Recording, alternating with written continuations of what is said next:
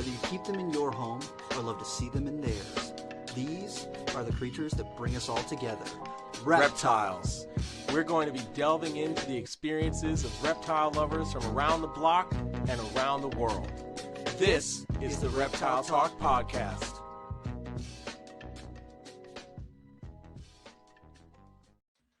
Boom! What is going on, everybody? This is Jeremy from Brassman Reptiles.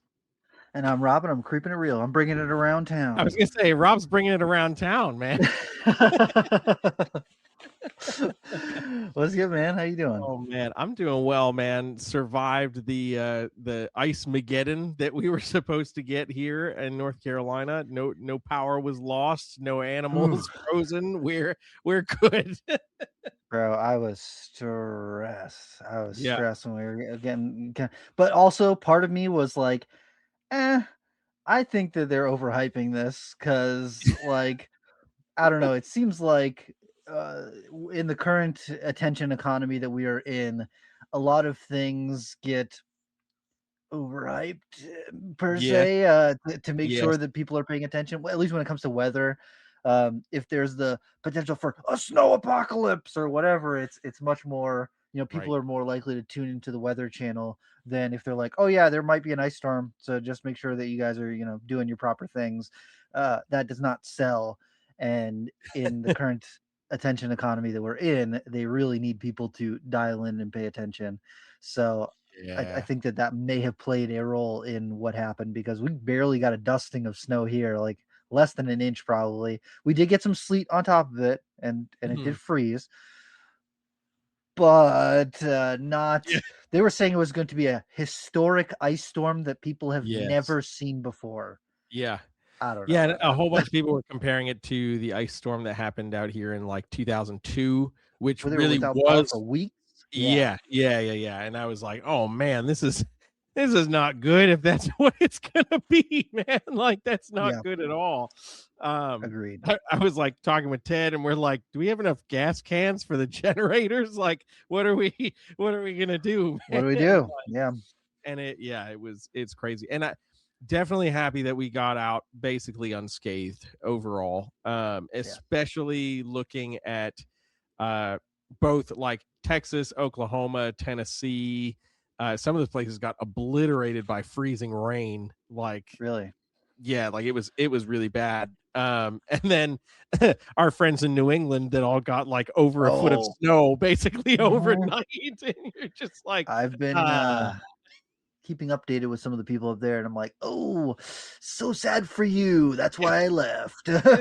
Exactly. I spoke to my folks a few times. My mom was like, yep, Dad's gonna go out and start shoveling, and for the third time in the last 12 hours. Exactly. Yeah, don't miss that whatsoever.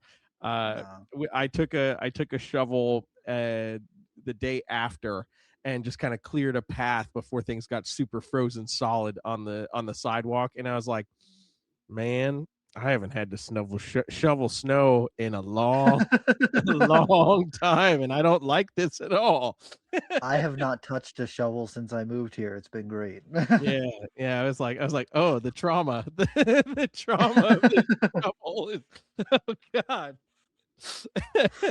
But one cool thing with having storm fronts come through like that is it is a great time for pairing up snakes as those barometric pressure shifts come through and all those wonderful things. So I paired a whole bunch of animals beforehand. I was not near the snake building, but I do know after pairing snakes before I had left, I had a number of animals that went right to breeding, including some Amazon tree boas. So I was like, yeah.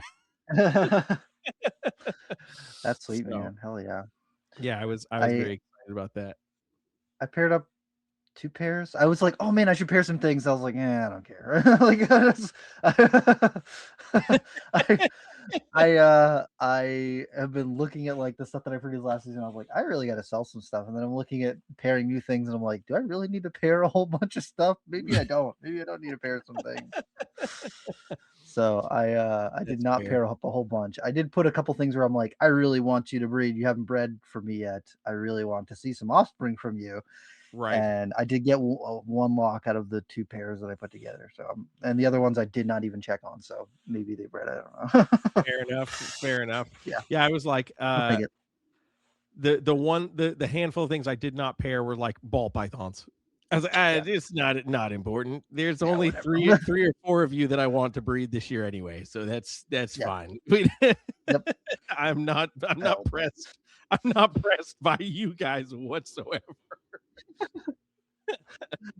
Damn, man. Oh man. But yeah, so again, happy to have survived, happy to have not lost power. Very, very thankful for that.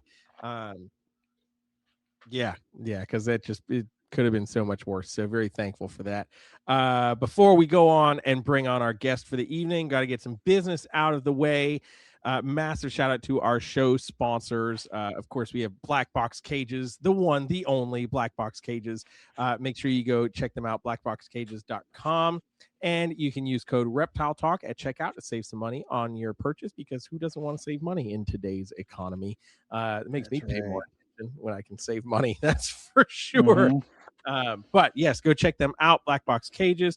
That reminds me to run. Oh, the banner is gone. So StreamYard has made things, changed things, and the usual ticker that I would run on the bottom of the screen is no longer where it should be. So never mind, I won't do that.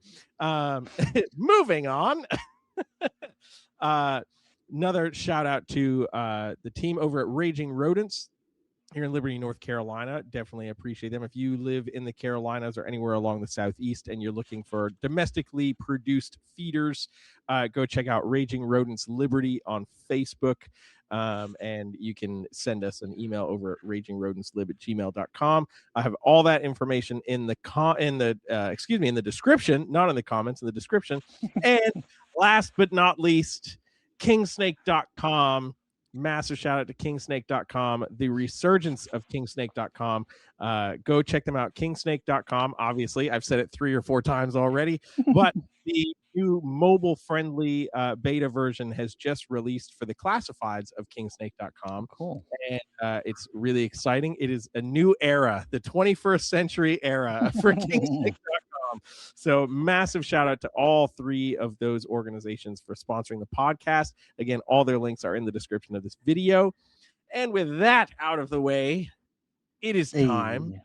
The one, the only. We haven't talked to him. He just told us we haven't talked to him on the podcast in 6 years now, which is ridiculous. Yeah, because I've hung out with him a whole bunch. Right. And there's been so many things. There's not enough time in the podcast to talk about everything that's happened, but there's so many awesome things to discuss.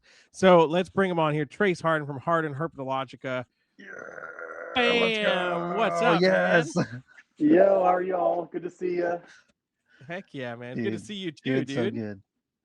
Yeah, it's been too long. I guess I see you fairly regularly at shows around here. And then Rob, you've come over to herp around our house a few times. I think at least half a dozen species of snakes, copperheads and garters, all kinds of fun stuff. So heck yeah. But yeah, great to be back. Absolutely, dude, I'm man. So glad that we got you on. One of the people who I've known in the hobby almost the longest. I was thinking back to the arachnoboards days, and I have known you for a really long time. It's wild that we are now living within less than an hour's worth of driving from one another. Yeah, for sure, man. It's incredible. Like old petbugs.com, like that was early 2000s, like dial up, writing on forums and stuff. Yeah, you were always my buddy way back when. So it's incredible. You're so close now. Yeah. So, hell yeah. Yeah, since in the last 6 years, so we bought some property out here right next to a river. So we do a lot of herping stuff with friends, and we also do entomology, like biological surveys. We set up like big sheets and shine mercury vapor light bulbs on them a couple times a year to see what kind of cool moths and aquatic insects and stuff are nearby. And then on this property, we built a 900 square foot reptile facility that I'm in right now. So it's a metal building with spray foam insulation, and like if anybody's considering building like a small building for their herps, spray foam insulation is by far like the great stuff foam. They filled the whole building, so it's like a big shell, and it's like the best insulation. Like this winter storm that we had, I was so nervous about losing power and everything like that, but I mean, it still feels like the tropics in here. So yeah, man. It's nice to have all the reptiles in their own building. I can come out here and work for the afternoon, and I don't have flies landing in my Coke at night or something like that, so it is a little bit of separation is nice. Yeah, absolutely, man. Yeah, nothing says real life herper than a fly in your Coca-Cola. That's for sure. Yeah, for sure. Yeah. Oh Dude. man. And that building is really awesome. Like I've gone over to Trace's and visit and check it out. And there's so much space for all the different things, that all the different species that he's working with there. And then you've also got some stuff set up, like pens set up outside too. And so you basically set that up to be a snake building. Are there any like major modifications that you did to the shed to make it like specified for snakes besides the insulation? Yeah, the insulation was really important because I wanted, real tight control over temperature and humidity. So then I've got all kinds of humidity and temperature monitoring system hooked up to my phone. I've also installed Mist King mister systems and like all of these habitats behind me. I have 45 of these front open glass terrariums, and then animal plastics, I think 20 animal plastics surrounding the exterior. So Mist King systems, lights, for HVAC system, I went with mini splits. So 2 of those mini splits, and a lot of this stuff I did myself. So this is like the coolest thing is like I learned so much DIY, plumbing PEX and hooking up electricity. I didn't shock myself. So it was just a lot of fun stuff like that. Yeah, there's some close calls for sure, but all under code, of course, with permits. But yeah. So it's been really, really neat. And we'll eventually expand. I mean, this building is actually 17 feet tall. It's the highest I can get legally because I eventually would like to put in a loft and put in a second floor when I expand one day. So the aquariums will be on the bottom and, maybe some hatchling racks or something up top or an office. But, 5-year plan. So. Heck yeah, man. That's exciting. It's... it's real when the reptile folks are like, we're going to go to the second floor now. This is a 2-story reptile building. Yeah, the tour just keeps going up flights of stairs for sure. Exactly. So it's a little obsessive. Yeah. But, no, that's awesome, man. So what, as far as plumbing goes, because I've only been out to your place once, but I think I remember you had like floor drains and stuff in the building. So what was the thought process behind something like that? Because I think that's something that would get overlooked by a lot of folks.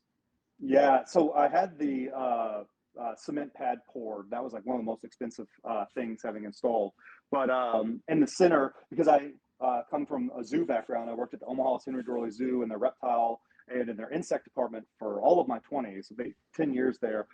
So floor drains, floor drains are so important. I love a wet floor. And concrete, I mean, it sucks so much moisture out of the air. So I spray the floors constantly. I don't mind spilling water on the floor and then, hosing that all into the floor drain. And then my sink and my floor drain all plumb out to a containment unit where water goes in. I treat the water before I dump it. So only water goes out, it's treated, and then any hard matter, shed skins, fecal, stuff like that, they go in a compost bin. And then I do a lot of gardening, a lot of native plants around here, and so they all get all the fertilizer from urates and shed skins and stuff like that. So lots of fruit trees. So hell yeah. And then that just all goes fed back to the tortoises. We've got a lot of tortoises here and things like that. So hell yeah, dude. I love it. You've set up your own ecosystem for the ecosystems. It's perfect. Yeah, for sure. So it's a lot. It's amazing what you can do with 5 years of, being stuck at home, so. Right. But yeah, I honestly, your place is like kind of when I think of like where I want to be going forward. That's exactly it. Like a snake building, like a reptile building, maybe some outdoor pens or enclosures where I can set some stuff out when it's like warm out. And then you've got lots of little trails in the woods behind your house. And there's like, you set up little areas for wildlife to use. So you've got little places for tin, and we found that like black racers and copperheads and all sorts of cool stuff around the property where you're making it a place, a mecca for local herp life to come and so you can see it, and for you to get a bead on your native wildlife, which I think is amazing. I love that. Yeah, it's awesome. I'm working with species from all around the world, but like there's nothing cooler than seeing wild species too, you know. So I really want to encourage those in my area and you know, help the wild species much. I've even like a lot of the logs around here I've even inoculated with mushrooms. So I'll go like mushroom hunting and harvest mushrooms for myself, but also for my tortoises. So yeah, it's like it's a cool little ecosystem we've got going here. But hell yeah, dude. I love that. And then has there been anything where you, for the building, anything that you like have run into where you're like, oh man, I would have done this differently as opposed to how it's set up now? Or do you think that things have kind of been, you thought about things ahead of time? I put a lot of planning in, but like, I mean, not a whole lot, because it kind of went in stages. So I was able to really plan, you know, first we get the building built, get the animals moved in, get water, you know, like, so it's kind of like, step by step.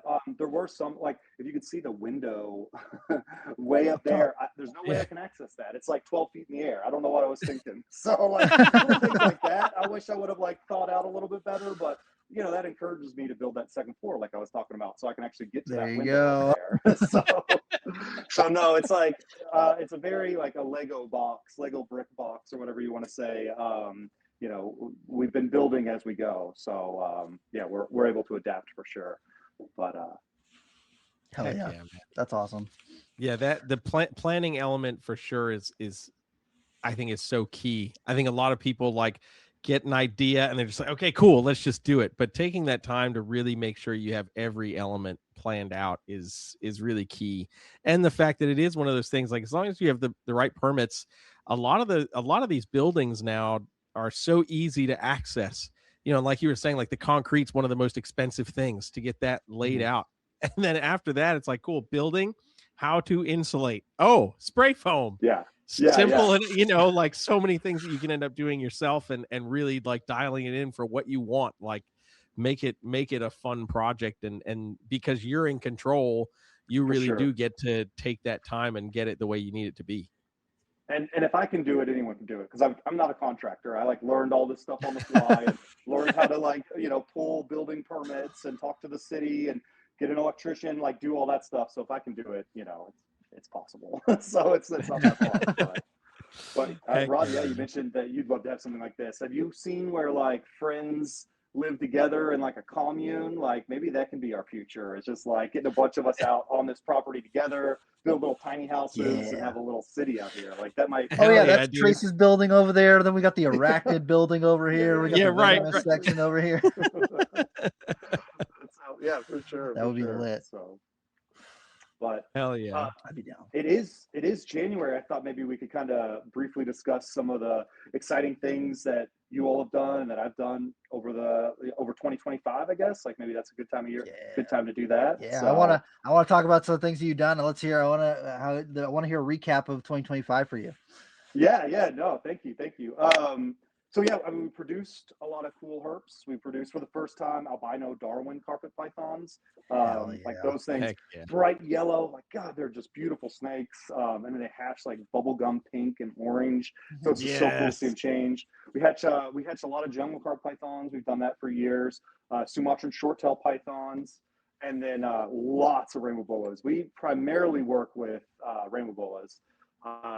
So we produced about 100 of those this year, and that's what most of these glass habitats are. So I was kind of spitballing an idea that I wanted to hear your all's thoughts on. Like we all know the common name of rainbow boas, Epicurides centria and Epicurides maurus is the Latin name. The common name is the Brazilian rainbow boa and the Colombian rainbow boa.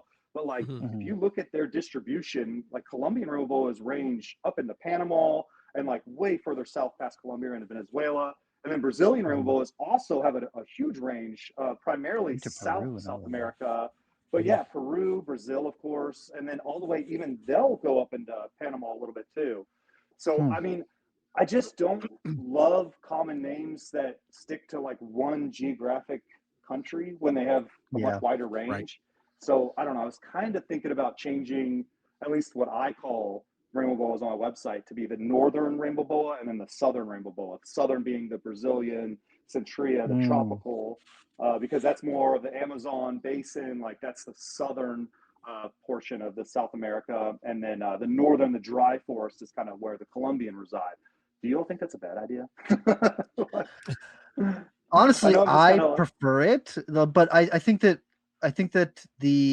you'd be doing a lot of explaining to people of like, actually, this is why I'm calling him that. But I think that if more people got on board with it, I think that it would be great, because there's not really a whole lot of people who are doing like locale specific rainbow boa stuff. That's really true. Yeah. If there were people who are doing like, I'm only doing Peruvian rainbow, like rainbow boas, then okay, cool. But it's Brazilian rainbow boa and Colombian rainbow boa, and that's it. And that's it. Yeah. There's no locale data with 99% of the ones that are in the United States. So, and nothing can come out of Brazil. So how the hell? Yeah. How is this? Wild caught rainbow boa is still in the country. Like that's what blows my mind is like, where are these wild caught rainbow boas coming in from? And especially with how many captive, born ones there are. But that's another topic altogether. But, but I mean, I know I'm kind of springing this. We didn't talk about this beforehand, but like, and as I'm talking about it, I'm thinking of examples. Like, remember black blood pythons? Like that. I still have Sumatran short-tailed pythons who are like, oh, those black bloods, and it's like, well, quite a few years ago, there was a taxonomic change. They're new species. They're no longer Bronger's. So I mean, it can be done, and it can absolutely be done. Yeah, and I agree. World, where my real job is, they change insect names all the time. So like with common, not scientific names, common names too. But so I don't know. I agree. It might be an uphill battle, but I do like attention. Honestly, and I like being difficult. So I think that if you can talk to some of the other people who breed rainbow boas and get them on board. I was thinking like what's his name, Ike Leitner. If you could talk to him, get him on board. I think that even just getting maybe one or two more people to hop on board, I think if you could do that, you could change the whole hobby. I think so. Yeah. All right. Cool. Interesting. Oh, you gotta, and between that and then like do one really, really intense live stream on social media and plead the case. So all the people that would be in there jumping on it first, like, yeah, okay, now it's this and this. That's right. Or when people are like, what do you mean? You just go, here's a link. Please watch this video. Yeah. Right. That's what I like to do. But I agree with it too. Yeah, we produced lots of northern and southern rainbow boas this year. Also, lots of morphs, lots of we're breeding for bright colors, reds and hypos and oranges and cool patterns, stuff like that. So a lot of these, even color mutations that we've been working on. I have a female that I purchased in 2005 that still gave us offspring last year. So that's a 21-year-old snake, 20-year-old snake. Yeah. Like, isn't that incredible? Like, so that's it is really neat. But rainbow boas can breed for a long time. But and then otherwise, Rob, I have quite a few tarantulas I'm pairing up, lots of cool spiders and stuff. So green bottle blues, lots of Brachypelma species, and then those Monocentropus balfouri, the Yemen blue tarantulas. So Rob gave me a couple males. I've got a big colony of females. This is the communal tarantula that builds the webs together, and like I've bred them in the past. They hatched the egg sac. It was the craziest thing. The spiderlings would climb on the mother and like eat crickets out of her claricera. Like they're like climbing on her. It was some of the coolest behaviors I've ever seen in captivity. Yeah. So hopefully we'll get some more egg sacs from those. The males are both still alive. They haven't. It hasn't been death by snoo yet. So.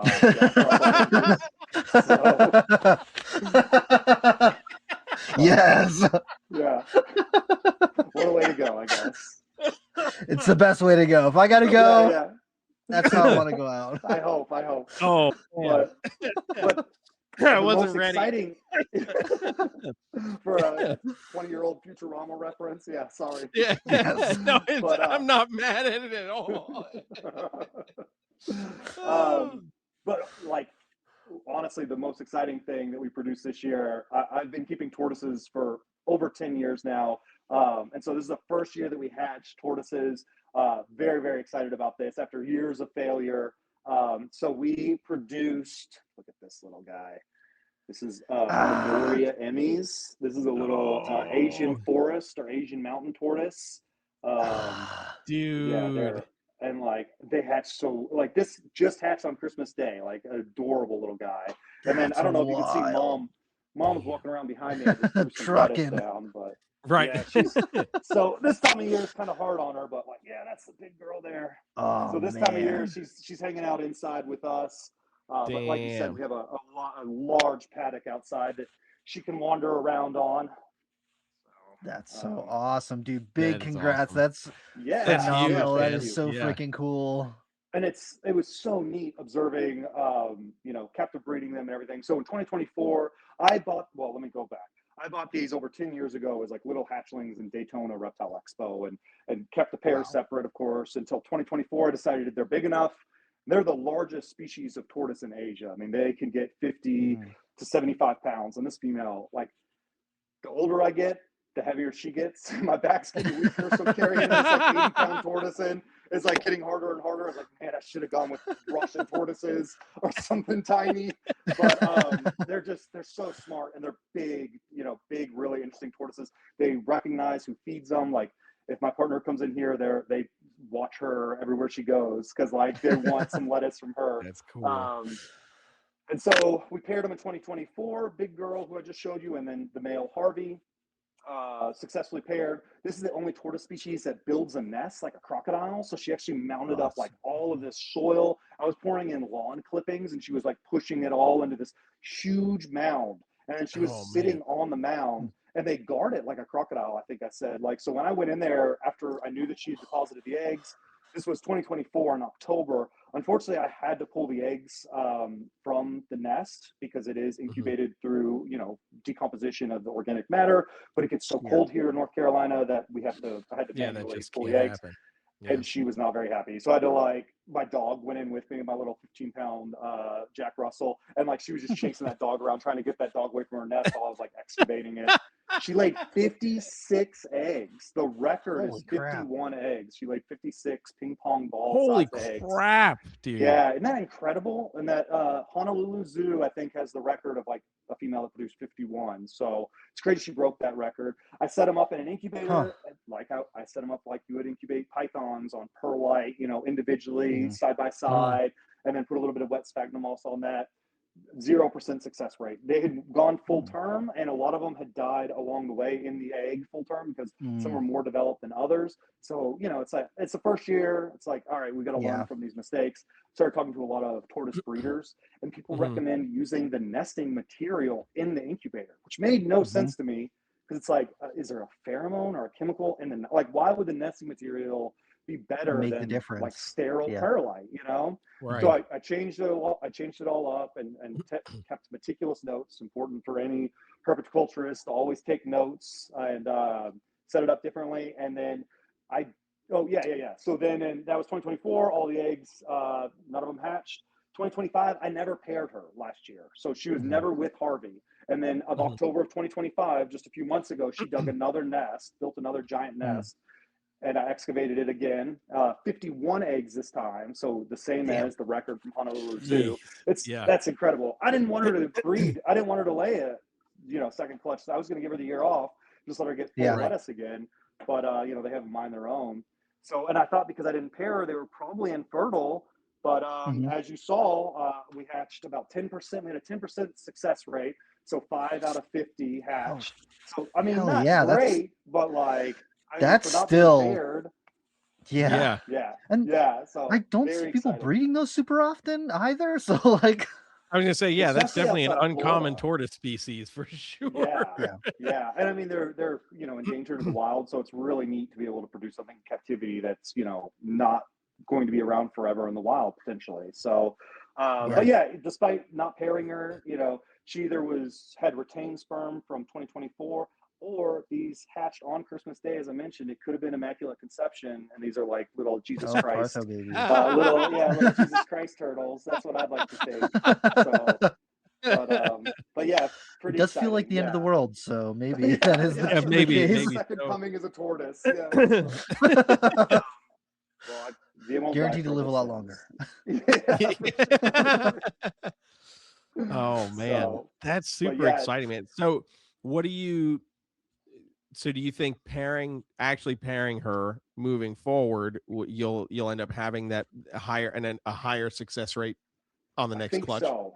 Yeah, I think so. I mean, she's still young. This is only, this was her second clutch. Right. And she's, I think, 15 years old now. So I've got, probably another 70 years to figure it out. So, yeah, I think the incubation changes and then keeping note of how I set up, the incubation. I set up the eggs all differently in different incubators even. So the ones that hatch all hatched in the same nest box. So it's like, okay, that's how we'll do all of them next year. So next year, right. We'll see. Yeah, there's always next year. So, and I'll probably still have these little ones until then anyway. So it's fine. No rush. But that's so cool, man. That's freaking epic, man. I think that one of the things that a lot of people in the reptile hobby don't talk about is that process of learning from, ways that things didn't go as planned. It took me 3 years of trying to breed scrubs before I actually got eggs on the ground. And, all this like females building follicles, looking like they're going past the point of where they should have ovulated and doing all this stuff and then no eggs. And, my first clutch, so not having a bunch of them take food for the first time. And it's like, or like not even getting onto food. A lot of people are just like, oh yeah, I paired stuff up and I got babies and everything's cool. And it's not as many people are willing to, or just do talk about the process of getting to the point where you're actually successful. I remember listening to one of the old podcasts and they were talking about, I think the first time, I want to say it was Bob Clark bred the albino Burmese pythons.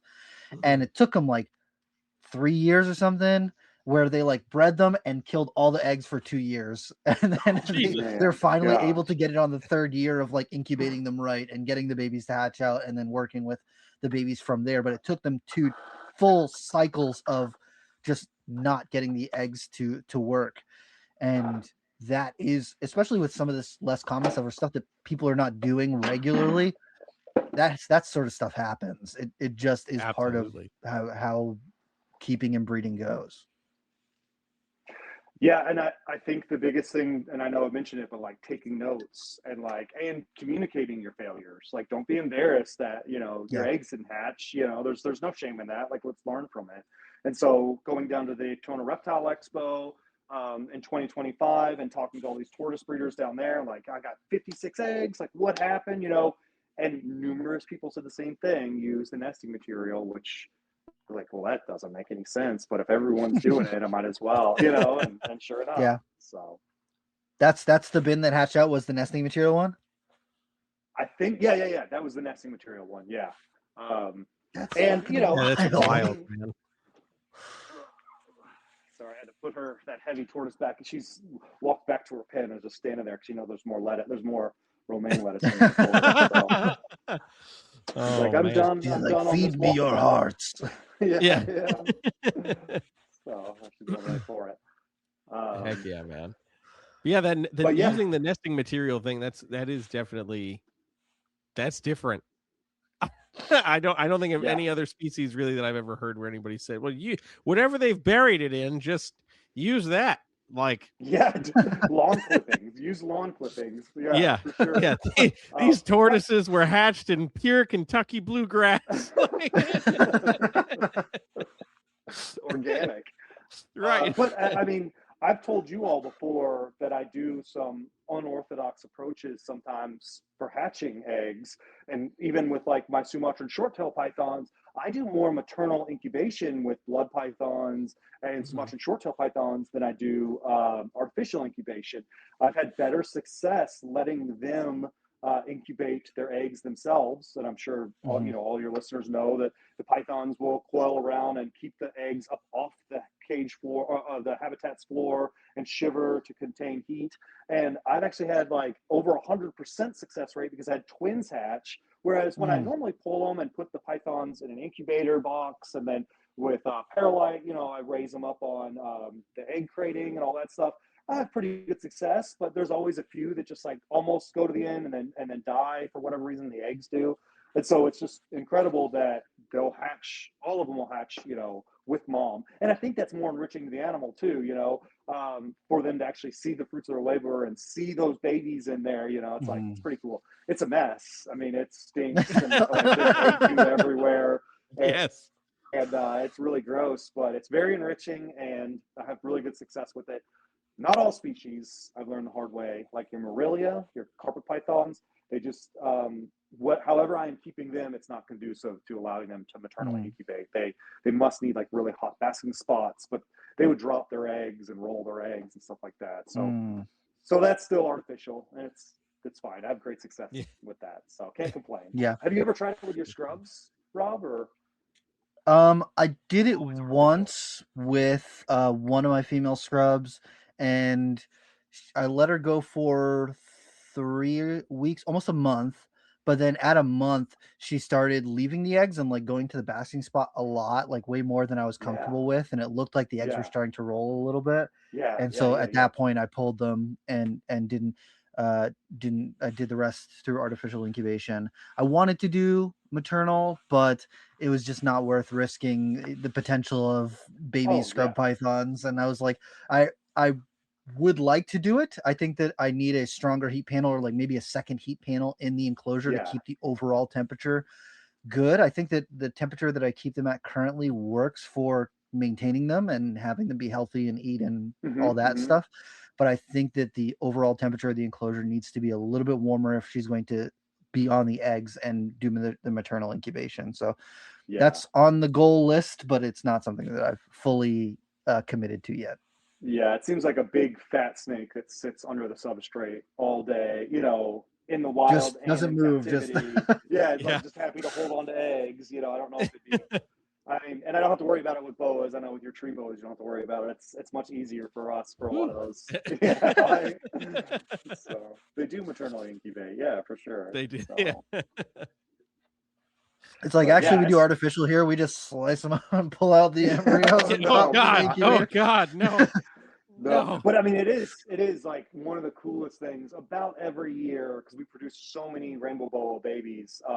It is so neat to like see the female giving birth because, you know, they do come out and like basically an eggless or a shellless egg. And so like to be able to scoop that up and, you know, it hatch. I've got tons of videos and pictures of them, you know, taking that first breath. I've even documented twins. I found 2 albino northern rainbow boas in the same amniotic sac, and they had a umbilicus connected to each other.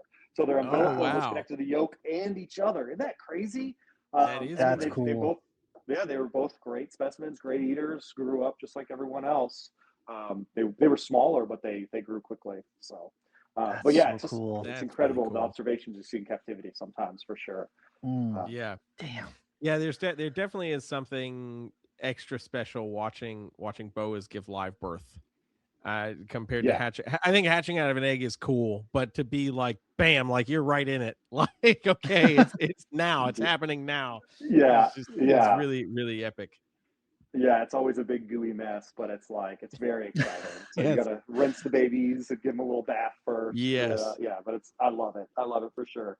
Man, So, I will there's never nothing forget like the smell of boa goo. Oh man. I will never forget the first time I bred BCI. And you know, you're like, okay, the waxy poo, you go through all the steps, right? Yeah. And I will never forget coming home and walking into my reptile room and be like, I don't recognize this smell. This is a different smell. And you're like, that's cool. How the hell am I cleaning that up? That's disgusting. Do I get a shovel? A dustpan? What is going? Yep. Don't know. Don't ever want to BCI where it was just a big gooey mess. I mean, I felt similarly when we had anacondas born at Nerd. It's just like this is so cool, but also God, those come out so big. That's awesome. That's so neat. Yeah, it was epic for sure, but so gross. So, so gross. Especially trying to get all the babies out, and they're all biting and flipping out and And biting each other, slippery as hell. Like, and they're you so can't- slippery. You can't Yeah. hold that. It's losing its mind and slipping everywhere. It's terrible. Yeah, even the little rainbow boas are always very nippy. It's just like little mouse traps, as you're washing them. Yeah. Yeah. But still, I'm overjoyed. It's so cool. Yeah. So, Dude, that's so yeah, cool. we observed a lot of really neat behaviors in captivity, but we also saw a lot of really cool stuff out in the wild too. We went on a couple cool herping adventures. Hell So yeah, man. in 2025, we had friends in Sweden, so we went and celebrated Midsummer up in Sweden with them. Oh, cool. If you've seen that horror movie, that's basically that is what it's like. Up in just south of the Northern Circle, up in Sweden. It was really neat. In Midsummer, in July, in that part of the world, it is basically never dark. Like in the winter, it's dark all the time, but it's always light. So I mean, the sun just barely dips below the horizon at like 4 a.m. So it's like great for a herper or someone that loves that sun. And we stayed in a cabin way up north, so we were out in the wilderness. There's only 6 species of herps in Sweden. I was determined to find all 6 of reptiles, I should say. There's more amphibians, but I found 4 of those 6, which was pretty cool. Natrix, so nice. They named them twice. So European grass snakes. And what was really neat, which was a really neat observation, is like I would get up every morning at 8-ish or so. It was always sunlight, and I immediately walked to the lake. And around the lake edge, basically, these European grass snakes would come up and like bask right on the edge of the lake. And there were hundreds. I mean, like you would just walk along the lake and they would just jump into the water. I mean, like bullfrogs or like red ear sliders. It was so crazy. If you just stood there long enough, they'd turn around and come right back up. But after a few hours, they would disappear. They would just go hunting or whatever. So it's just so incredible that like in this environment where there is no real circadian rhythm because it's always daylight, they still were waking up, and they were out where you would expect them to be basking at the same time you would expect them to be basking, in the morning normally, even though there wasn't really, it was just so weird. I kind of expected to see them all the time, but it was only a short amount of time, first thing in the morning, and then they would disperse. We saw a lot of those European grass snakes, saw the only venomous snake in Sweden, the Vipera berus, the little adder, slow worm, their legless lizard there, which was really cool, anguina, and then one little live-bearing, the desert lizard, Zotoxa, I think is the genus. Zotaka is the genus on that. So that was really cool. I mean, it was incredible to be up that far north. And of course, whenever we travel, we love going to zoos and museums. So we did all the fun zoos and stuff too. And then right before the wet season, we were able to go to Australia for 16 days. Yeah. So, and that's like a herper's mecca. Like that was just so awesome. So that's really why I wanted to chat with you all today, was to tell you the good news about the tortoises and then chat briefly about herping Australia, which was, I feel like a lot of people do it and it's so worth it. The 17-hour direct flight, like from Dallas. Oh God! But it was so worth it. It was incredible. So, man, yeah, I definitely. It's an interesting swap, right, between a place where you have 6 native herps to where you're basically in reptile mecca, and it's like I said to you before we started, like you definitely don't hear too many people who have herped Sweden of all places. So that's cool that you're even able to do it. Like you like missing it by 2 for the total number of herps is a bummer, but you're one of probably a handful of American herpetoculturists that have even herped that country. And that's like what, 80% of the herps there. So like you're crushing statistically. Yeah. So to go from there to Australia is really cool. I'm envious. Honestly, I'm envious of both, because it would be cool to go find something where you're actually like, I have a chance to see every herp possible right now. Like that's actually really cool. Australia, I feel like you could go 20 times and never find everything. No. Oh man, it was incredible. And it was like so interesting because as much herp diversity as there is in Australia, and I'm not complaining, but we saw the same species, the coolest species, but we saw them over and over and over. And it's like, I've seen this kind of, I've experienced this before, like in Costa Rica. We were like super excited to see the ufega, the little strawberry poison dart frog. And we went way out of our way to see these things, and like went to this park where we thought they were, and we hiked for miles, and we finally saw one. It was the greatest experience. We took tons of pictures. It was so awesome. And then like we're like, all right, we can keep walking, and then like took 3 steps, and then there's another one. And then another one. And then by the end, we had something like 60 of them. We're like, I don't even care anymore. Like, I'm over. So it's like, I don't want to say that Australia was like that, but it's like, for as many herp species as there are, we saw a lot of the same one over and over, but I'm not complaining. It was still amazing. So, so yeah, we flew into Sydney. So my friends and I,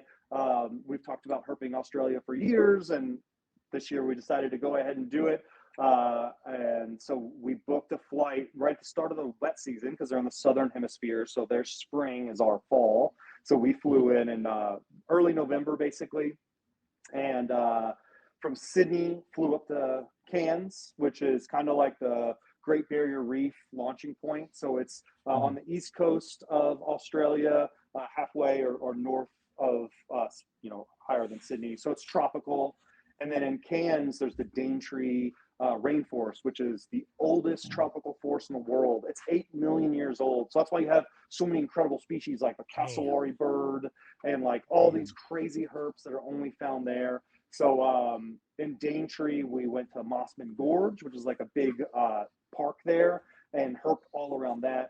Saw Boyd's forest dragons, those Hispaloras, those like really cool, like bearded dragon looking creatures. And it's just so interesting coming from North America, South America, where everything's iguanids, and then going to Australia and the old world, or, Africa and Europe and stuff where everything's like agamids, but like they're so similar, but they evolve so differently, like, convergent evolution. So it's just, it's really neat to see those critters over there. Lace monitor, a gigantic lace monitor there in Daintree, so we were able to follow that big lizard around. And he was smart too. You could tell he was like, all right, you're not going to mess with me, because we want to be very respectful of all the animals and wildlife in Australia.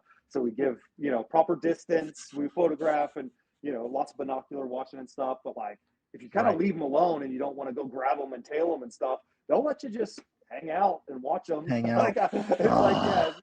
It's foreign to a lot of herpers. It's like, if you treat them like birders treat birds and like just watch them, they certainly don't mind, which is the perfect place to do it in Australia.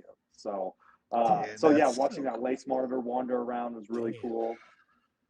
Let's see. So then from Cairns, we spent quite a few days there, stayed in Airbnb, which was excellent. Lots of fruit bats. Like, fruit bats are just everywhere there. And then from Cairns, we flew further north. So we got in a propeller plane. It's the first time I've flown in a prop plane. It was like tiny, very hot. And we flew over the rainforest for like, I think 2 hours. And it was just a sea of green below us, and landed in Lockhart River, which is an Aboriginal community up in the Cape York Peninsula. So it's almost at the tippy top of Australia, as close as you get to Papua New Guinea, basically. So you get a lot of that bleed from fauna from Papua New Guinea down into Australia there. That's where you get those green tree pythons. And so, that first day we landed in Lockhart River, the Iron Range, rented a car, and we stayed in like a really cool accommodations. It was very isolated. I mean, there's not really cities out there. It's like it's towns, which blows my mind.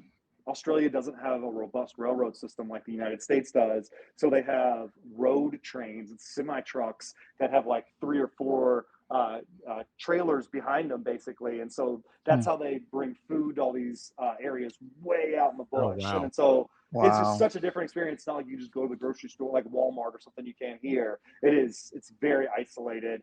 It felt like just a whole nother world being that far away from away from big cities, I should say. So we stayed in an eco lodge called Greenhouse. Spelled greenhouse, but without the U and extra O. But it was really cool. They use shipping containers as all of their little lodges. So it's like, that's cool. Like, that's cool. like Yeah. I need some shipping containers now. Yeah. So each room Yes. was a shipping container. I was like, man, that is just so cool. And it was out in the rainforest. So we were able to road cruise at night. And then the first night we saw green tree pythons. So it's just so amazing to see that variant of, I don't know if we call this Morelia viridis now, or Chondropython viridis, or what the taxonomy is, or if this is even the same species as the green tree pythons that we have coming into the United States from Papua New Guinea and those surrounding islands. So yeah, it looks the same. It's a bright green snake. And when you're driving on the road, like, it was so cool. Like, cause this eco lodge was full of other herpers and birders. Like, those are the only people that come out this far out into the outback is cool. other animal nerds. One so of us. As soon as they got there, they're like, "What are you here looking for?" And so it's like, "Oh, I'd like to see green tree pythons." I'm like, "What you got to do during the day? They're in the canopy, but at night they come down and sit at the base of trees, and they'll like do that stereotypical, where they have their head down, like right at your knee level and like shin." And we saw 6 of them, and like we saw a couple every night. We ended up seeing, I think, 6 or 7 total, but. Dude. You just drive and like the forced edge basically, and they glow bright green. I mean, they're they're green, but like seeing them in the wild, like it's just when your headlight hits that, it is just pops like fluorescent green, and so it was just incredible to see those. Waiting to zap up little marsupials or frogs. So so it was just so cool to like lay on your belly and just look at this wild green tree python, which turned out to not be great because I guess in Northern Australia, if you lay in the grass for too long, you can get eaten alive by their species of chigger, which is like a type of harvester mite, which we have similar species here in the United States. Oof. And one of our partners, her blood one of the people that went with us, her blood must taste delicious, because I felt so bad. She had hundreds of chigger bites, like all over her. Oh God, it was horrific. She actually contracted scrub typhus, which is a form of rickettsial bacteria disease similar to Lyme's disease that we have here in the United States. So she had to go to ER like halfway through our trip because she was getting sick with sugar bites. So it's like, maybe we should have been laying on the ground. Maybe I shouldn't. Yeah, but just a simple doxycycline, antibiotic, like treated it, cured it right up. But it was even the ER. We were like, what were you doing to get like, you're a weird reptile person. So so Lockhart River, we saw brown tree snake, which was really cool. We saw a few of those. Cool. Liga, those are the ones that are invasive in Guam. So seeing them in their native habitat is really cool. Green tree frogs, like those things are just, or I guess white tree frogs, green tree frogs, all of those species, those were incredible. So that is so cool. It was very, very cool. Being out in the remote areas like that is not the place where you want to get bit up by a bunch of parasitic critters. So like luckily we were good enough to be able to get to a hospital. Like we flew to another place later and we were able to get to a hospital there. I don't know if we would have been able to go to a hospital there in Lockhart River. Like we knew where they were just in case, always being prepared. But it was it was still a little bit scary there. Frilled dragon, we road cruised a frilled dragon. Like that's cool. And like we saw him at the same time he saw us, and he propped up on his little back legs and went running. Like how incredible! So we were able, like they do that little squirreling behavior where they'll run up a tree and just hang on the side of the tree and then kind of scoot around when they're nervous. So we were able to sit there and observe him, and he came down and stuff. So that was cool. And then, of course, like, it's not a herp, but we did see dingo puppies while road cruising, which was pretty cool. What? Like, that's cool. Puppies. I know. Like, I was like, that's pretty incredible. Like, these 2 little puppies were playing in the street, like, as we were out in the bush. And they saw us, and they ran into the woods because it's just tropical rainforest on either side of the road.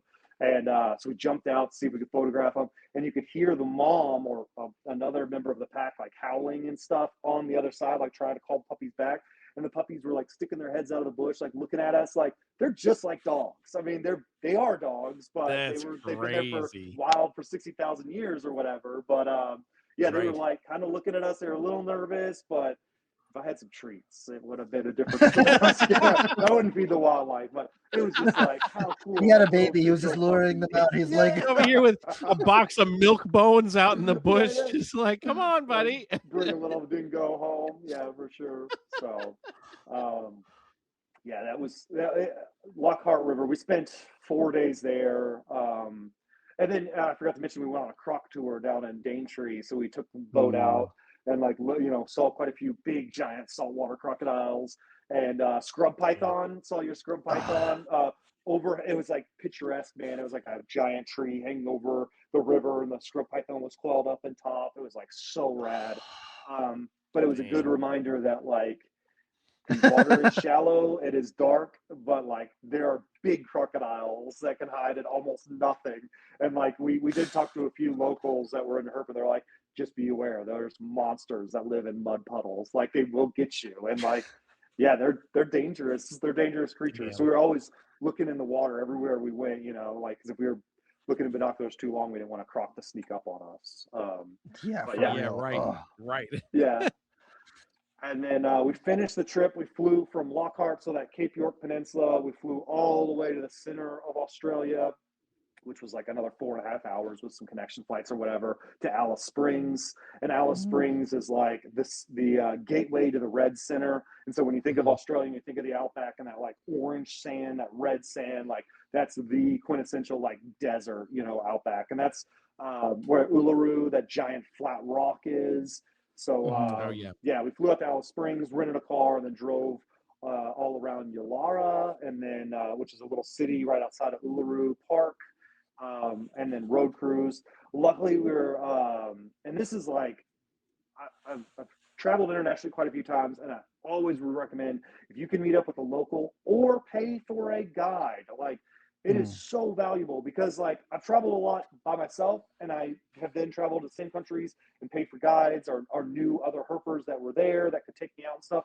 And the same places that I had gone in the past, going with someone that knows what they're doing and seeing is like, it's worth its weight in gold. And it like, it's as long as it's ethical and as long as it's a reputable person that's going to take you out, like there's a lot of tourism springing up for herp tourism.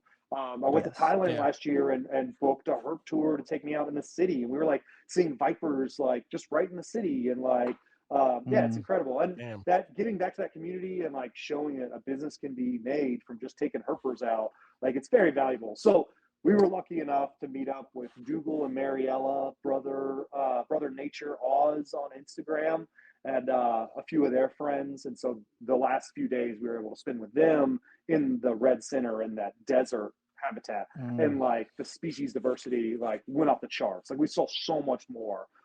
It was incredible. So like the first day, like we met them at night, we road cruised a bit, saw some cool stuff. The scaly foot, those legless lizards that are more closely related to geckos. They're like lizard eaters. They're so weird, like weird snake lizard things. So we saw a lot of those. And then the next morning, we planned to meet up outside of a grocery store because the grocery store has the lights on at night. The night, those lights attract insects. Those insects the next day attract ants. And then, what comes for ants in Australia are those thorny devils. And so like, we were we were behind a grocery store, basically like looking in all the bushes and stuff and like looking in the grass, sedges and stuff like that, spinifex. And sure enough, there was a little thorny devil, which is like, so that Mollicorda, man, it's just like they've got the spines, and they're like very similar to one of my favorite animals, the horny toad that we have here in the United States. And so going back to that iguana agama coevolution, like these things both use their skin to wick moisture out of the air, out of puddles to drink. They're both ant specialists. They're spiny. They don't move a lot. Like it was just a dream come true to see these like spiny little creature, saw some more monitors, Varanus gillani. So some of the little tree monitors. Yeah, very, very exciting for sure. And then like one of my favorites, the Centrillion skink. So road cruising around Uluru, like right when it gets dark, before they close the park, we saw a little blue-tongued skink, the baby Centrillion, Caliqua multifasciata. And like that's awesome. Blue-tongued skinks are one of my favorite. Like they're so cool, but like the Centralian blue tongue skink is almost never available in the trade in the United States. Like I've seen them a few times, but they're so much cuter. It's like taking a blue tongue skink and compressing the cuteness into a tinier package, and it's just like this like little cute little blob with a blue tongue. Oh my god! Like road cruising, seeing that was incredible. And then of course the only venomous snake besides the brown tree snake, which is rear fang, we did see mulga, the Pseudechis australis. I think they also call those the brown cool. snakes. Yeah. So something that could like ruin the trip, worse than scrub typhus. So we didn't handle it or anything, but like it did pose for us quite a bit. And yeah, so we got some great shots, great pictures of that specimen. It was incredible observing those in the wild. And then bearded dragons, saw bearded dragons in the wild, netted dragons, and like everything there. Like there's just so many herps. Like it was like you couldn't barely hike around too long without seeing something. Skink galore. So many skinks. But and I heard that bearded dragons only live on tile and paper towel. Is that true? Yeah, that's true. Like we drove for miles on paper towel. It was crazy. They were literally right behind the grocery store on the paper towel. on the paper towel that they throw out for the grocery store. Yeah. And then they move directly over to tile. They don't touch sand at all. Yeah. Just so everyone knows. Although we did see them on the road, so I don't think they like sand. I think they like the pavement for sure. So maybe tile is something there. As long as it's like, I think it was 200 degrees. I think it was very, very hot pavement. So, oof, yeah, that's wild. But yeah, I mean, it was such a cool trip. It was such a cool trip. You know, and yeah, I guess if any of the listeners or anything have any questions, they can feel free to like reach out. I'm happy to like share my experiences with captive breeding or with you know, planning a trip to Australia. I don't know if we want to like maybe I could drop some links or something with where we stayed and stuff like that if anybody's ever interested in putting a trip like that together. But hell yeah. Yeah, absolutely. I would post a little bit on my Instagram. Yeah. I think one of the things that I worry about with like I would like to go to Australia. I think that in my mind, a trip to Australia to go herping is $10,000, and so I'm like, I can't drop that kind of money to go look for snakes. That's and then I talked to Keith McPeak went, you know, it's several years ago now, but he was saying that him and his buddies, since they planned it far enough in advance, I think he spent under $2,500 for like a 10-day trip. Of what, you know, they roughed it, but $2,500 that's doable. That is doable for, you know, once in a lifetime herping trip, or, you know, if that's your target, if there's certain species that you really, really want to see there, that's manageable in my mind. Of like, okay, I could justify dropping this once to go spend 2 weeks out in the outback and go look for death adders or, you know, lace monitors or, you know, certain things. So and those death adders, we were so nervous about stepping on one of those little landmines because they're just such camouflage little venomous snakes. So we were like so nervous walking around at night. But you're totally right, Rob. I expected it to be, you know, 10,000, and it was expensive, but it was like not even half of that. So and I went for 16 days. So awesome. Surprisingly, the flight to Sweden, which was way shorter, was $1,400. But the flight to Australia was $1,200. So like $1,200 to fly to Australia is not terrible. It's pretty great. That's not bad. Right. And then luckily we, you know, I went with my best friends and I kind of annoyed the hell out of them, I'm sure, by the end of it, chewing with my mouth open or eating sardines out of tins and stuff like that. But we did share all the expenses because, you know, if you go with friends, you can rent one vehicle and share the expense on that. We all stayed in the same hotel room, the same shipping container, like, so yeah, we were kind of on top of each other. Privacy was not really much of an option, but we don't need it when we're herping. Exactly. And then I think I only ate 2 meals like out, like at restaurants. Everything else was tinned, canned beans, you know, ramen noodles. It was roughing it. But you can do it cheap, and that's including like we flew 5 times in the country, rented 3 different vehicles, you know, and so yeah, we packed a lot into those 16 days for sure, and it wasn't as expensive as I was expecting. Now, Shar stayed back to take care of the collection, and she would not have had fun. And yes, like with the scrub typhus. And then also like in the desert, there's a species of fly that doesn't bite. It looks a lot like a house fly, but it's attracted to the moisture on your eyes and on your mouth. And so like every time you step outside, you have 4 flies, like big, black flies. You have tons of them in your eye, tear ducts in your mouth. I'd just be like talking and one would fly down my throat all the time. It was horrible. So like I had the mosquito net over my head, but you can't see snakes that well with a mosquito net over your head. So I'm like lifting it up to look for snakes, and the it was wild. I've never experienced so many flies like on my face. So when I told Charlotte, she was like, "Yeah, I'm glad I stayed home. I was fine here." Yeah, I would have. The tortoises. Yeah, but yeah, we definitely roughed it, and it was but our bank account showed that we roughed it. We didn't spend that much. It wasn't terrible. That's so, awesome. Yeah, maybe we can get a 2026 or 2027 trip together. Share some of that expenses. I certainly wouldn't mind staying in a shipping container with you 2 dudes. Yeah, camp together. It's funny. I was just thinking. I've had a couple of conversations with Mark, my partner, about doing an excursion, a herping trip. He's like, "Well, I'll go, but I'll stay wherever we're staying, and you can go out in the woods."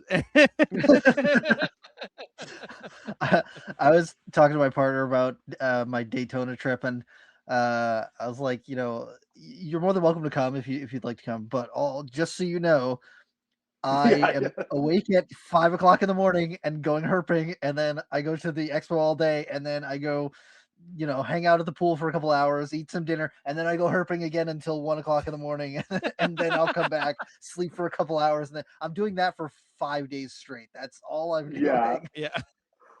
Oh man, we've done Daytona. I think like this is like our 14th year. I think going and vending at Daytona. We love it, but it's exhausting. So I can't like I'm at a level of exhaustion that I rarely reach, and like you must be way past that, Rob. Like I talk to a lot of folks, but like you're herping and stuff too because you invited me out. I'm like, dude, no, I'm way too tired.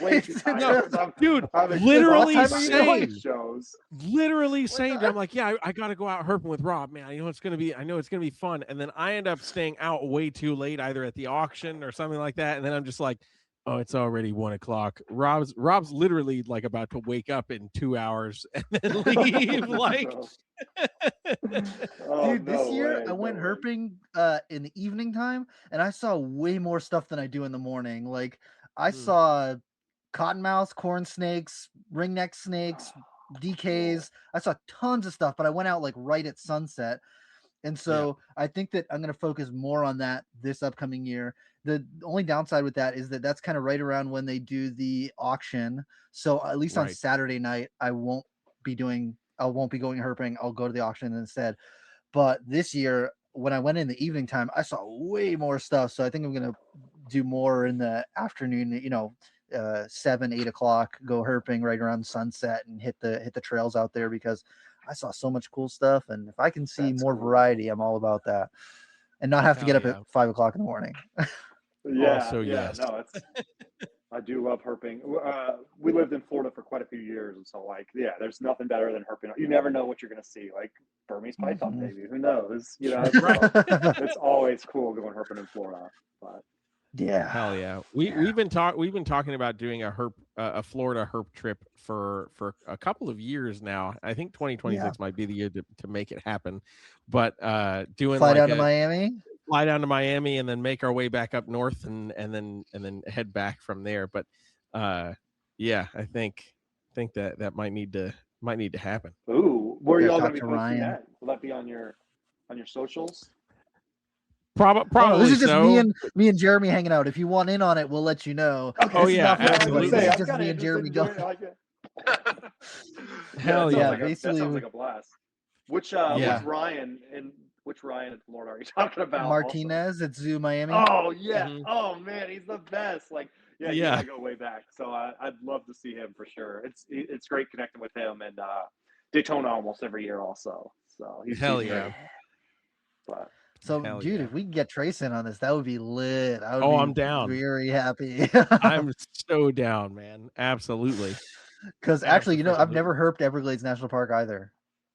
Oh yeah, it's I got really bad food poisoning herpeting there once. There's nothing worse than Oh, no. while herping the whole time. No. It was horrible. I was like, yeah. So this time, goal eaten alive by mosquitoes, but yeah. What was the goal? Gold, no food poisoning this time. Yeah, right. Yeah. I just won't eat. I won't eat all those mangoes and stuff that was like sitting on the ground and stuff. No. But yeah, the herps we saw made it worth it. Yeah. Oh man. Yeah, I think man. going into the glades, that's the one thing I'll be doing for sure is spraying so much off and wearing as many mosquito/bee suit things as possible, because I've seen a few. I've seen some videos folks that are disturbing. Yeah, I'm just like, oh, what odd tropical place? That's Florida? What? Yeah. Oh, it's wild. It's wild. It's like clouds of these mosquitoes at certain times of year. So that's the nice thing about those flies in Australia. At least they weren't biting and sucking my blood. They were just trying to drink my tears and my spit. So like, it's not as bad. Like, but oh man.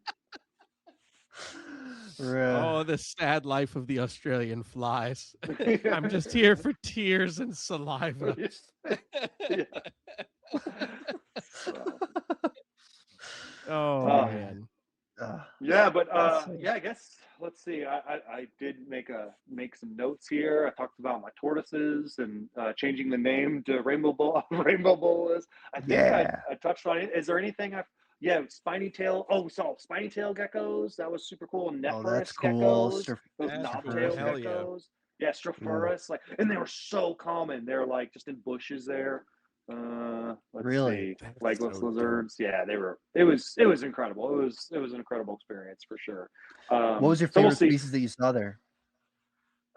It's a toss up, man. Like I like to get tattoos when I go to other countries, when I go herping and stuff, and like get like little bumper stickers for this old beat up car I call my body. And so I got like, the giant salamander tattoo in Japan when I saw the Andreas there, and like I was gonna get a frilled dragon tattoo in Australia. It didn't materialize. I might still get one, but I think a frilled dragon might have been the coolest. I mean, there's just nothing like it. It's such an iconic.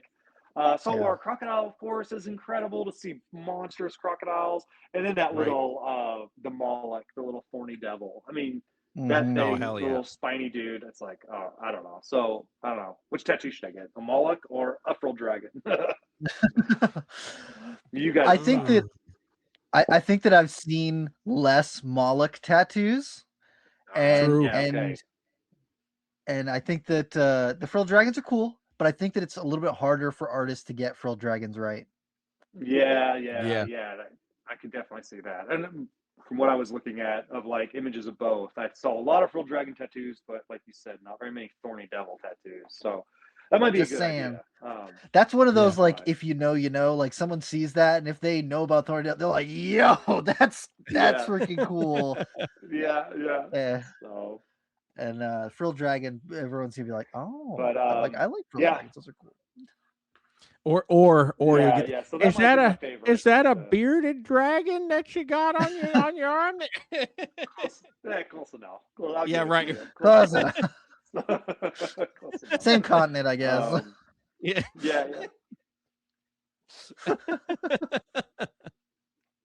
Oh man. I love it, dude. Yeah, definitely jealous of that trip for sure. That's so cool. I hope to go back. So you all are of course invited when I do start planning that. Like I'll hit you up. So we'll do a cheat. We'll eat sardines and no hot food for a week or two, but it'll be good. So I'll do sandwiches. I don't know if I can do sardines, but I can do sandwiches. I'll do some peanut butter. Okay. Yep. Peanut butter sandwiches for 2 weeks. I can make that work. I can do that. That and ramen. It's worth it. It's worth it. I'm telling you. To see wild scrub pythons in Australia, yeah, I'd do it. Oh, absolutely. Yeah, that was incredible. Absolutely. So, hell yeah. Dude, that's dudes. so cool. Yeah, I guess like as always, it's always great chatting with you all, and like. Man, dude, I say it all the time, but like we live pretty close, so like if y'all ever want to hang out, hit me up. I'm always down to herp or blacklight or hang out in the facility or whatever. Maybe not now. It's Hell yeah, cold and man. nasty. I've been hibernating. Yeah, with the but, cold. As soon as it starts to warm up, I start seeing stuff in March. So we'll have to get together for like a herp trip in March, because that's like I've already found my January snakes. I already found a snake for 2026 so far. And then I'm assuming that once this stuff melts, I'll be able to find some more fossorial stuff for February. But March is when I start seeing a huge uptick in stuff being out. And so we'll have to get out there. Yeah. I got to take you over to like some spots where I go to in Eno, so you can see some of the queen snakes and the midland water snakes and the northern water snakes and stuff. Yeah, I've seen a few species in Nerodia here on the property, but I've not seen a queen snake. That would be really cool to see a queen snake. That is like the most common one I see through the winter. Yeah, I've seen them in Kentucky, but not on this side, I don't think. So yeah, very cool, very cool. We'll get it done. We'll definitely get it done. I'm excited. Hell yeah, man! But, I'm all thank for you it. so much for coming on. I fucking love you. Yeah, I was so glad that you were love able you to make it too. happen. Yeah, for sure. Were there any other questions or anything like that? Yes, yes, of course. We have our final wrap-up question, our final question, which we might already know the answer to after this conversation, but who knows? That question is, what in the realm of reptiles, be it something in your facility, something you saw while traveling, something online, whatever, what in the realm of reptiles has you excited about reptiles right now? Ooh, yeah. I did know you were going to ask that question because I re-listened to our episode from 2020. And I remember you asking that exact same. I was like, oh, I gotta get ready. But you know what? I didn't prepare. So I didn't. Yeah, I think I'm very excited in the collection. The fact that we produced our first tortoises after years of trying, like that is just awesome. And then like, all those, and I have redfoots and I have other species too that produce eggs that I haven't been able to hatch. So like getting a cool species like Minoria to produce eggs and then successfully incubating them, that's incredible, like a huge accomplishment and for me and Shar.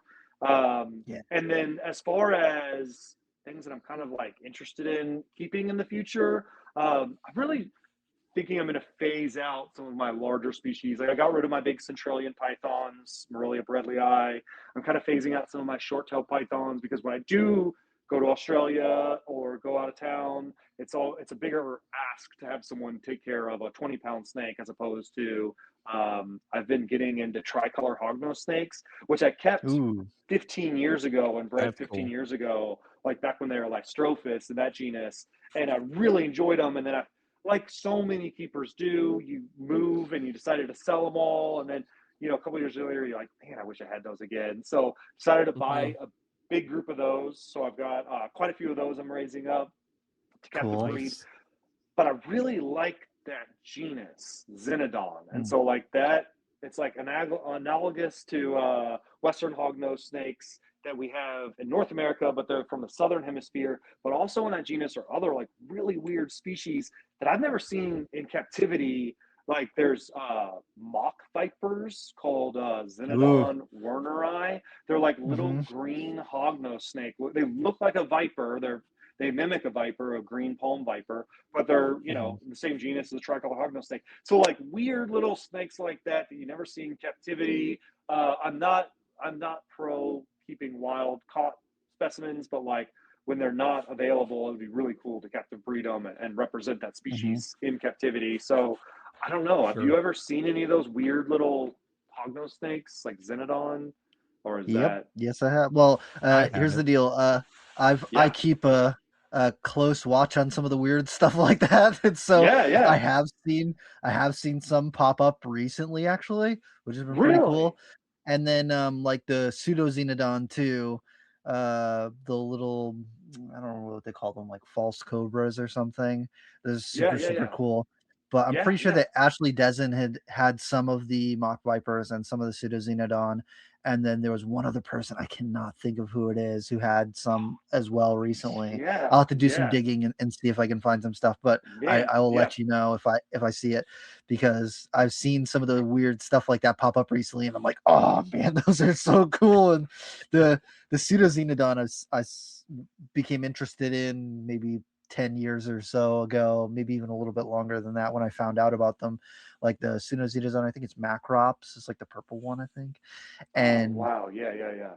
I was curious about them, but nobody brought them in, and for a long time there was not any being brought in anywhere. And then recently I've seen some on import stuff, and so that sort of thing is very, very interesting to me. And so I try and keep a bead on where some of that weird stuff is coming in, if I can, where it's going. But I a lot of people are like, oh, I don't talk about where I'm selling them to, and so unless the person who buys them posts them, it's hard for you to keep track of that sort of stuff. But a lot of those weirder things, I try to keep a little bit of a bead on who's working with them and who's importing them. If you do some research, send it my way. I'd be really interested in knowing who's bringing them in or who's producing them. Like I'd be interested in investing in some of those. Like, hell yeah. You see some of these weird things like dragon scale snakes and stuff like that. There's like all of a sudden there's a bunch of them, Borneo earless monitors, and then they just kind of disappear and then you don't see them again. So like I would love to start a little captive propagation, collection of those, but so yeah, let me know. That's super cool. I didn't know if you all, I was kind of shot in the dark to see if you all had seen any or heard of any being around. So very cool. Thanks, Rob. Yes, I don't. A lot of the more common stuff I don't keep a beat on, because like I had someone recently ask me about prices for certain ball pythons. I'm like, I don't know. They're all $100 right now. I don't know. I really don't know at all what any of that sort of stuff. But when you get into the like weird, obscure, kind of unusual stuff like that, I try to keep an eye out for the people who I would think would have access to those sort of things. And then every now and again you get hit with, okay, cool, they got some. Okay, cool. These ones are getting brought in, or this is around. And so I'm less keyed into the reptile community now than I have been before, but I still see little bits and pieces like the Jeremy, we were talking about the, what is it, Margariatus, the Borneo jewel, those yes, yeah, like what is it, the royal something? Yeah, the royal tree snakes from Borneo, dude. Yeah, those things are so freaking cool. And there's been a handful of them that have come in and showed up in different places recently, and I'm like, oh man, those things are they're expensive. They're so expensive, but they're so cool. Yeah, no, it's the rare stuff is like so much, like species of rare stuff is so much more interesting to me than, and morphs are cool too. Color mutations are really neat, but like, I think the rare species is where it's at, like a wild type, beautiful, something like that is really cool. So that gets me excited. So I'll definitely reach out to you, Rob, and see if you can find any for me. Maybe I'll do next podcast episode we'll talk about those. So hell yeah! Remember how we talked about these? I've got 700 of them now. 700. 700. I found them all. Actually, they're easier to breed than corn snakes. I was not expecting that. Holy crap! Could you imagine? Man! But hell yeah, dude! I'm all Trace, for it, man. To wrap things up, want to give you a bit to plug. If people want to follow you on social media or look up where you got things for sale or anything like that, where should they contact you or look you up? Oh, yeah, thank you. So on Instagram, I've got Hardin Herp is my Instagram handle. I have hardinherp.com, HARDIN. And I'm always trying to update hardinherp.com. I just posted some rainbow boas for sale there, and I've got some Sumatrans and stuff for sale, and trying to update with pictures of my travels and stuff like that on the website. I don't use Facebook, but I think stuff from Instagram crosses over to Facebook. So on Facebook, I've got Hardin Herp and Trace Hardin, and I think that's it. So check out the website though. Email me if you're interested in a little captive born snake. I'll be posting a lot more soon. As soon as this snow thaws out, I'll photograph pictures, and once it's ready to start shipping weather, we like to hang on to our snakes. What we produce in 2025, we won't sell until 2026. We like to try and give them that 6 months of feeding and get them really established. So we'll start once it starts thawing, we'll start shipping stuff. And that's perfect because that's when people get their tax refunds and stuff too. So excellent time to sell some snakes. So. Hell yeah. The best time to sell snakes. And it's the best time for me to buy snakes. Right. I know, man. It's like that's the most work is like photographing and posting. It's like I'd rather just clean and like play with them. Like I don't want to exactly. I want somebody else to do the dealing with people. I was literally just thinking that as I photographed a couple of Borneos today and got gnawed on my wrist while doing so. I was like, man, I don't enjoy this. This is there are more fun things I could be doing right now. Yeah, for sure. That's fair. Dude, Trace, thank you so much for coming on. Love you, man. Thank you, man. Yeah, get together. Great to see you dudes. Yeah, love you all too. And let's get together sometime soon and say goodbye to little Jesus Christ turtle there. So. All right. See you, dudes. See ya. Bye-bye.